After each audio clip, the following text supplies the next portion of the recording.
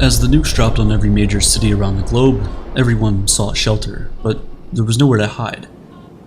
In an instant, civilization as we knew it was destroyed. Every server, library, and entity that stored information about who we are, what we did, and how we lived was gone.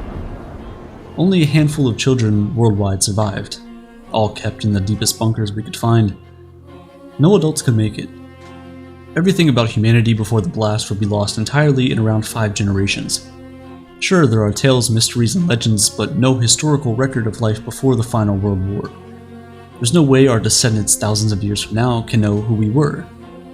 The story might sound a little far-fetched, but the reality is, for all we know, this could have happened already. Maybe except for the nuclear part, because no evidence suggests that man-made nuclear weapons existed before Oppenheimer.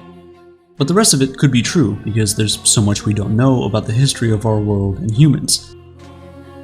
At one point we knew more, until the fire. In 48 BC, the Library of Alexandria, located in Alexandria in what is now Egypt, burned down. Historians estimate that at one point the library held over 500,000 documents from Assyria, Greece, Persia, Egypt, India, and other nations. Sadly, as the pages turned into ashes, the most significant assembly of information about the ancient world disappeared. There are a lot of theories about who started the fire. Julius Caesar is one of the most routinely accused people. He was driving his soldiers into Egypt when an Egyptian fleet in Alexandria cut him off. Legend has it that Caesar's ships were outnumbered, so they set all the ships in the harbor to fire. This fire then spread and destroyed parts of the city, including the library. Another theory blames the fire on one of the Muslim conquerors of Egypt, Caliph Omar. The story goes that the scrolls were burned for fuel for thousands of hot baths in the city. But there's some skepticism about why a Muslim would burn Jewish and Christian texts, since they're also the holy texts in Islam. Most likely it wasn't a dramatic fire that started in the harbor or an attempt to make fuel, but a series of events that happened over time to destroy the library, culminating in a fire. But who burned it isn't the real question we have. What knowledge was in there that we missed out on is a better question. What insights did historians and philosophers have about humanity that we'll never know? These are the more essential questions, questions that we might never truly know the answer to. Beyond the Library of Alexandria, what about all the information never written down in the first place? The reality is that most of human history has been lost to time, and as a result, so many people have come up with their own conclusions about what we were. But before discussing those, there are things we need to know about our past. Prehistoric humans might not have had tools like we do today, but what they had in abundance was a really good understanding of math and engineering. That's why structures like the Great Pyramid and the Library of Alexandria could exist in the first place. Today, some people spent hundreds of thousands of dollars to learn what our ancestors knew for free because they learned by interacting with these elements directly. This is why I recommend Brilliant.org, the best place to learn STEM subjects. Brilliant's courses are all equipped with interactive features so you can learn not just the theory of these concepts, but how they work in the real world as well. Each course is also customized to fit your skill level, so you can start learning whether you're a beginner or intermediate, and with thousands of lessons on everything from basic and advanced math to AI, and new lessons added every single month, there's something in here for everyone.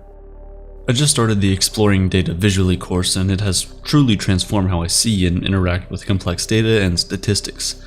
And not just that, but it's also helped me with these videos because I now know how to convey those numbers to you in a way that's easier to understand. To try this course or all the other courses completely free for 30 days, go to brilliant.org/aperture or click the link in the description. The first 200 people to visit also get 20% off a premium subscription, which unlocks every single course Brilliant has to offer. Back to our story. Humans first appeared about 300,000 years ago while Earth was in the middle of the last ice age. It was a harsh environment to come into existence in. As a result, human populations were tiny and grew slowly. The Stone Age, our most ancient time, lasted until about 3000 BC. This era was marked by the use of tools and, most importantly, saw a transformation of our culture from hunting and gathering to farming and food production. Humans in the Stone Age lived in caves or very simple huts and teepees.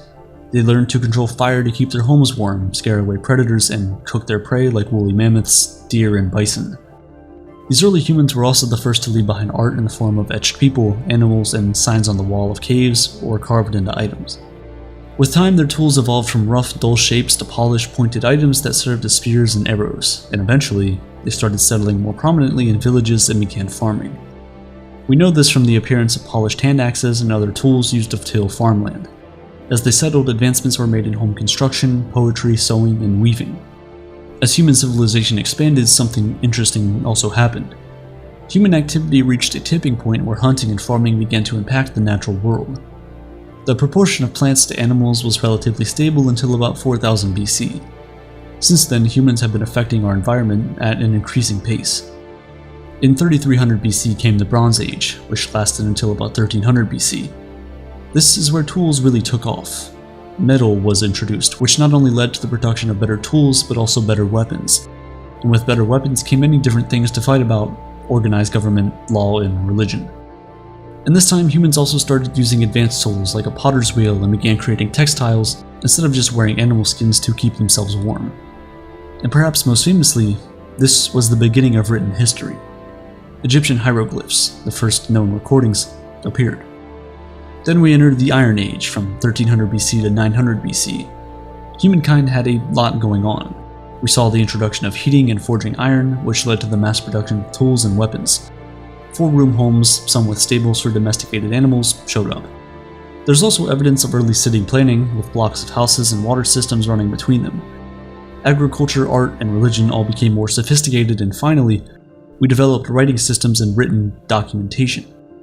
At the end of the Iron Age, we moved into the early historical period where the documentation of human history pretty much became more widespread.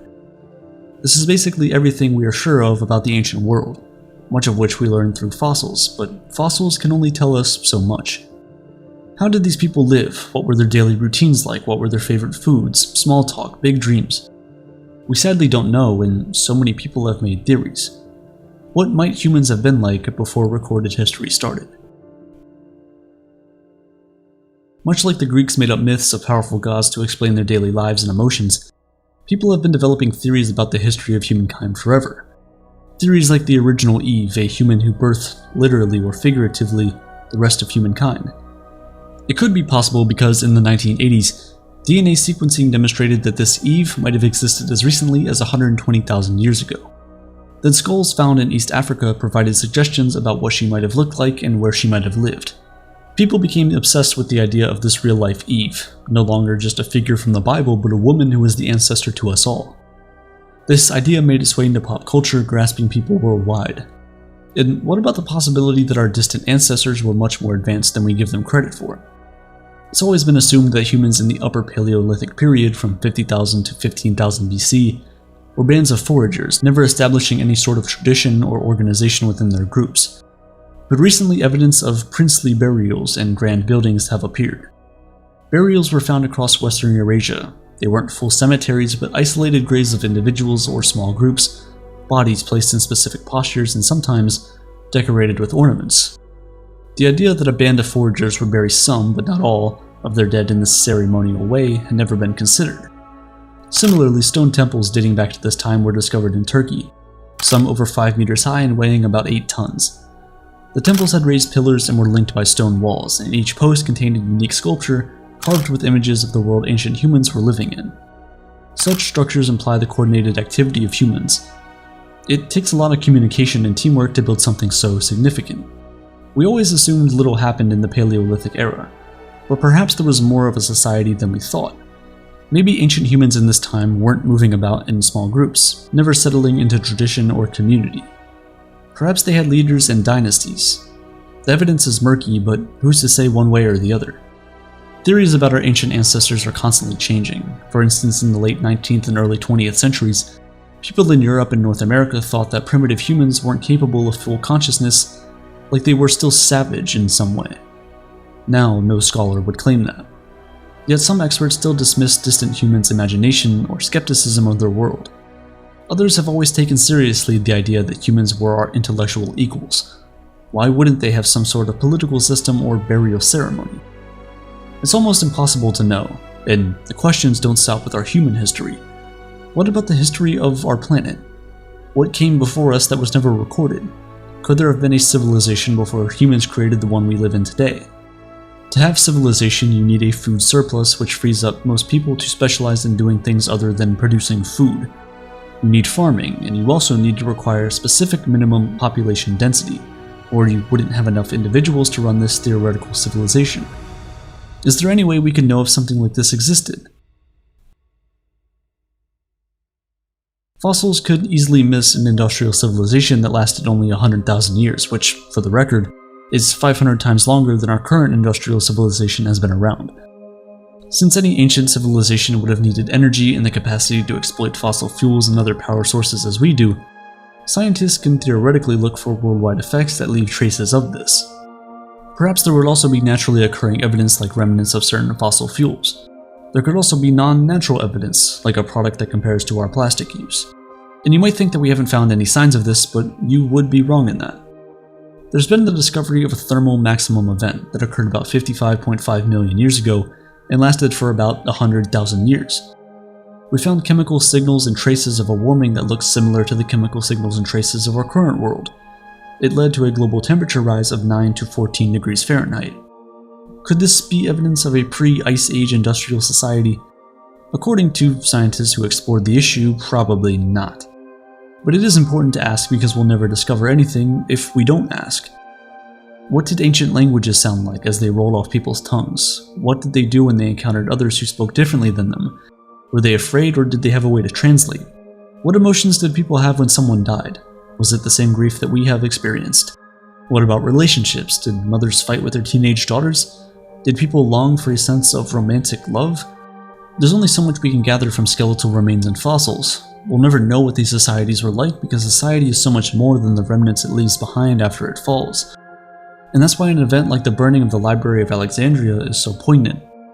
It's a cautionary tale of the danger of the deprioritization of institutions that preserve and share knowledge.